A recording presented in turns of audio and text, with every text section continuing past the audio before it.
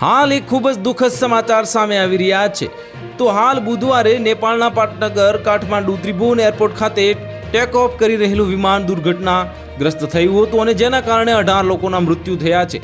અકસ્માતગ્રસ્ત વિમાનના પાયલટને સલામત બહાર કાઢી લેવાયા હતા અને જેમને હોસ્પિટલમાં સારવાર આપવામાં આવી રહી છે। આ વિમાન દુર્ઘટના વિશે કેટલીક પ્રાથમિક માહિતી મળી રહી છે અને નેપાળી સર્વિસના જણાવ્યા પ્રમાણે ત્રિભુવન એરપોર્ટના વડાએ માહિતી આપતી વેળાએ જણાવ્યું હતું કે શૌર્ય એરલાઇન્સનું વિમાન સવારે 11 કલાકે કાઠમાંડુથી પોખરા જઈ રહ્યું હતું અને ત્યારે ખોટો વળાંક લેવાને કારણે અકસ્માત થયો હતો।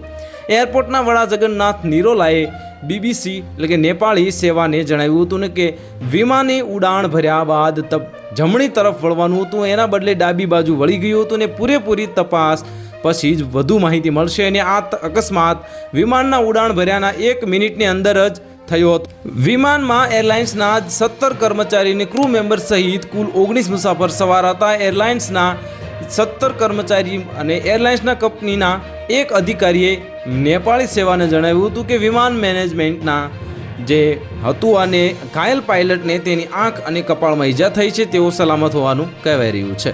તો હાલ માટે આટલું જ, મળીશું નવી અપડેટ સાથે। જો તમને અમારા વિડીયો પસંદ આવતા હોય તો વિડીયોને લાઇક કરી દેજો, ચેનલને સબસ્ક્રાઇબ કરી બાજુમાં આવેલા બેલ આઇકનને દબાવી દો, જેથી તમને આવા સમાચારની અપડેટ મળતી રહે।